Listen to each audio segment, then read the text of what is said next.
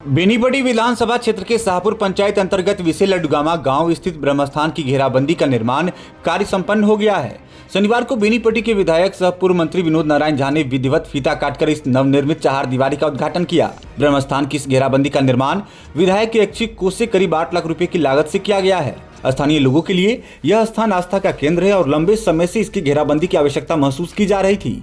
उद्घाटन समारोह से पहले ग्रामीणों ने हर्षोल्लास के साथ विधायक विनोद नारायण झा को पाक दोपट्टा से सम्मानित किया।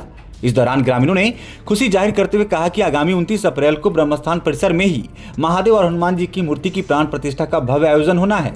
इस पावन अवसर से ठीक पहले चार दीवारी का निर्माण कार्य पूर्ण करवाने के लिए ग्रामीणों ने विधायक के प्रति आभार व्यक्त किया। उद्घाटन कार्यक्रम के दौरान ग्रामीणों ने विधायक का ध्यान क्षेत्र की अन्य समस्याओं की ओर भी आकृष्ट कराया। एक ग्रामीण ने बताया कि गांव के सरकारी स्कूल के समीप ही एक तालाब है, जिससे वहां पढ़ने वाले बच्चों की सुरक्षा को लेकर हमेशा खतरा बना रहता है।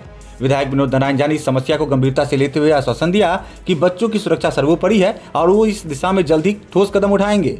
इस अवसर पर स्थानीय जनप्रतिनिधि और गणमान्य व्यक्ति उपस्थित रहे, जिनमें प्रवीण चौधरी, बबलू प्रसाद गुप्ता, हीरा सिंह, संतोष झा, गोविंद झा, मदन कुमार कर्ण, नवल कामत, रमेश मिश्र, रविंद्र सिंह, काशीनाथ झा मंगल, जितेंद्र झा, राम अनेक ठाकुर, रत्नेश मिश्र सहित काफी संख्या में ग्रामीण मौजूद थे।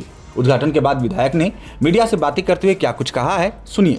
गर्व का अनुभव हो रहा है कि मेरे विधायक ऐच्छिक कोष से बेनीपट्टी प्रखंड के शाहपुर पंचायत अंतर्गत विसे लड्डूगामा में प्रतिष्ठित ब्रह्मस्थान की घेराबंदी का काम संपन्न हुआ।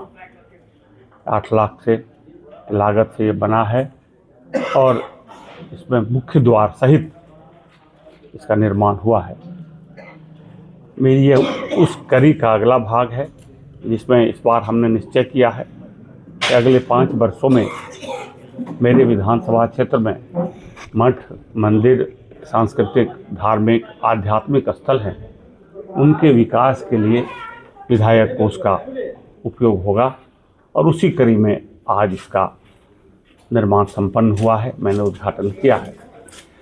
इसके लिए मैं गांव वालों को बहुत धन्यवाद देता हूं कि गांव वालों ने निश्चय किया था कि जब आपका काम खत्म होगा उसी के आसपास यहाँ मंदिर का निर्माण भी हो गया रहेगा और भगवान का भी स्थापित हो गए रहेंगे। आज ग्रामीणों ने मुझे जानकारी दी कि 29 तारीख को इस कैंपस में राम जानकी से लेकर हनुमान जी और बाकी हमारे आराध्य देवों का मूर्ति स्थापित होगा। मेरा विश्वास है कि आने वाले दिनों में ये स्थान धार्मिक सांस्कृतिक गतिविधियों के लिए का इलाके का केंद्र बनेगा, इसका महत्वपूर्ण स्थान रहेगा।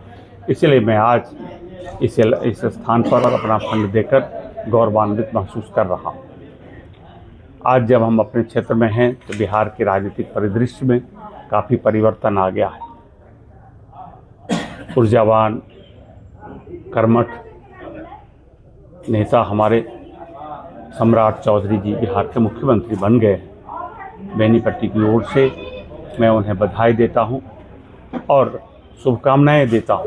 बिहार विकास और समृद्धि में उनके प्रयास से और गति आएगी और बिहार का जो विकसित बिहार बनाने का संकल्प है उसमें आगे बढ़ेगा। लेकिन मैं बता देता हूं, ये कोई सत्ता परिवर्तन नहीं है, ये कंटिन्यूएशन है उस सरकार का जो 2005 में 24 नवंबर को बिहार में बना था। इसलिए ये सत्ता परिवर्तन नहीं है, ये उसी सरकार का अंग है। पहले हमारे नेता नीतीश कुमार जी बिहार के मुख्यमंत्री होते थे। उन्होंने इच्छा व्यक्त की कि वो दिल्ली जाना चाहते हैं राज्यसभा के लिए। फिर एनडीए के गठबंधन ने तय किया कि यहाँ सम्राट जी मुख्यमंत्री हों और उन्होंने शपथ ली। नीतीश कुमार जी ने पिछले 20 वर्षों में जो रास्ता दिखाया है और एनडीए ने जो बिहार के बदलने का काम किया है, उस काम को अब सम्राट जी के नेतृत्व में आगे बढ़ाया जाएगा। लेकिन भले ही नीतीश कुमार जी दिल्ली चले गए हैं, लेकिन वो बिहार आते रहेंगे, बिहार में भी ज़्यादा समय रहेंगे और उनका मार्गदर्शन इस सरकार को भी प्राप्त होता रहेगा।